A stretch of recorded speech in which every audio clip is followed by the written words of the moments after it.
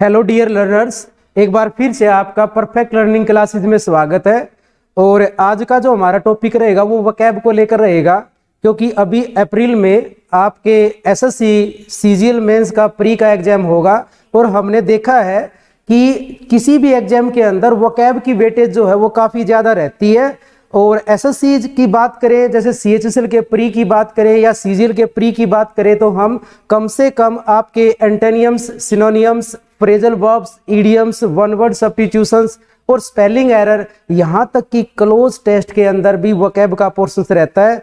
तो मैं अपने चैनल पर कम से कम 8 से लेकर 10,000 तक वोकैब आपको फ्री करवाऊंगा और एक अच्छे तरीके से करवाऊंगा।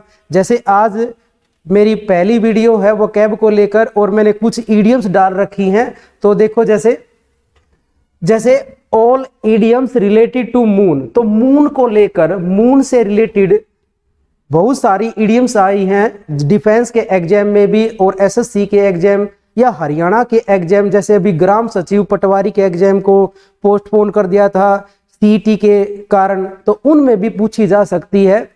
जैसे फर्स्ट इडियम्स है हमारी विश फॉर द मून। कभी कभी बेटा विश फॉर द मून के बजाय विश वर्ब की जगह क्राई फॉर द मून भी हो सकता है या फिर आस्क फॉर द मून भी हो सकता है। इन तीनों का सेम मीनिंग रहेगा, to desire the unattainable. Unattainable का मतलब होता है इम्पॉसिबल टू गेट, किसी चीज को पाना इम्पॉसिबल हो। यानी कि विश फॉर द मून की चांद की विश करना। जैसे छोटा बच्चा क्या कर लेता है कि मुझे चंद्र खिलौना चाहिए, चांद चाहिए, तो वो चांद हम उसको दे नहीं सकते। यानी कि किसी चीज की, ऐसी चीज की डिमांड करना जो प्राप्त करना इम्पॉसिबल है, तो उसको हम क्या कहते हैं, विश फॉर द मून या क्राई फॉर द मून कह देते हैं।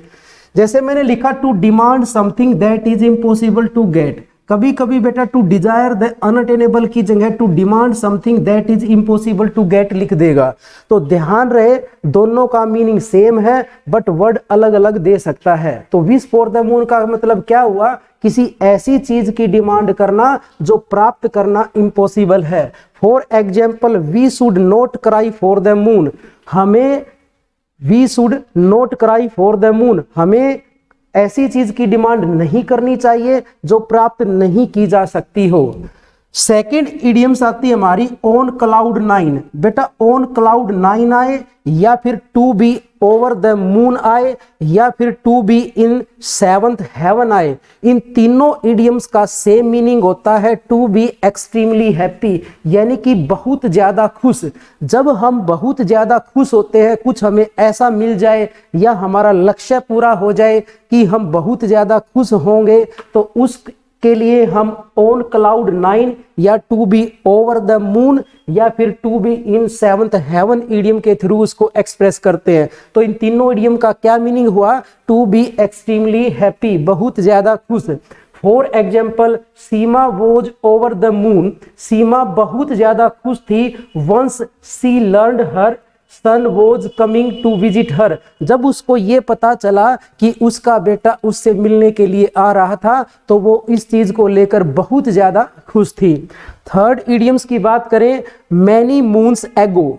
मैनी मून्स, बहुत सारे मून्स एगो। एगो मीन्स होता बैकवर्ड फ्रॉम द प्रेजेंट, यानी कि बहुत पहले। इसका मीनिंग होता बेटा अ लॉन्ग टाइम एगो, बहुत समय पहले।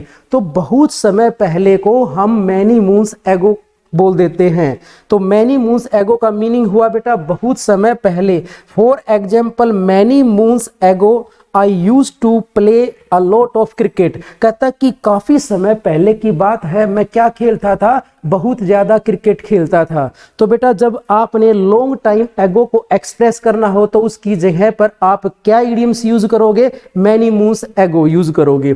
फोर्थ इडियम्स मून से रिलेटेड आती है। देखो, टू प्रोमिस द मून भी हो सकता है, या मून की जगह बेटा टू प्रोमिस द स्टार्स भी आ सकता है, या फिर टू प्रोमिस द अर्थ हो सकता है, या टू प्रोमिस द वर्ल्ड हो सकता है, या फिर टू प्रोमिस द सन हो सकता है। यानी कि मून के प्लेस पर स्टार, अर्थ, वर्ल्ड, सन कोई भी हो सकता है। पेपर वाला बदल बदल के दे सकता है, ध्यान रहे।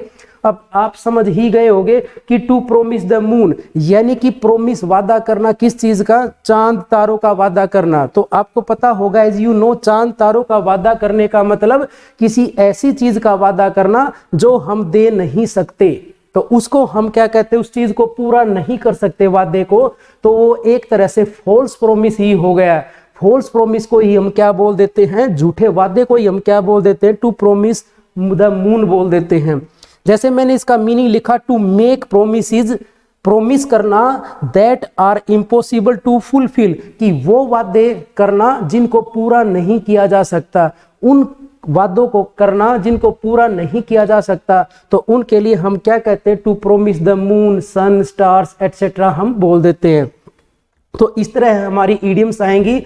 आपके पेपर में एसएससी की बात करें या किसी भी हरियाणा एग्जाम या डिफेंस की बात करें, एनडीए की बात करें हम, या सीडीएस एग्जाम की बात करें, तो बेटा एक ईडीएम दी जाती है और नीचे 4 ऑप्शन दे दिए जाते हैं ए बी सी डी, और पेपर वाला पूछ लेता है कि इस ईडीएम का मीनिंग क्या होगा, इन ए बी सी डी 4 ऑप्शनों में से टिक करो। तो आपको उनमें से ये आपको ए बी सी डी उन ऑप्शनों में आपको मिलेंगे, तो आपको फिर वहां पर टिक कर देने होते हैं। ये बहुत ही ईजी ईडीएम्स होती है। तो मून से रिलेटेड जो बाकी की हमारी ईडीएम्स बची हुई हैं, हम उनको नेक्स्ट वीडियो में डिस्कस करेंगे।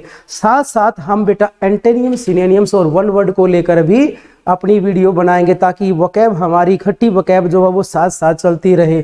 Okay, thank you.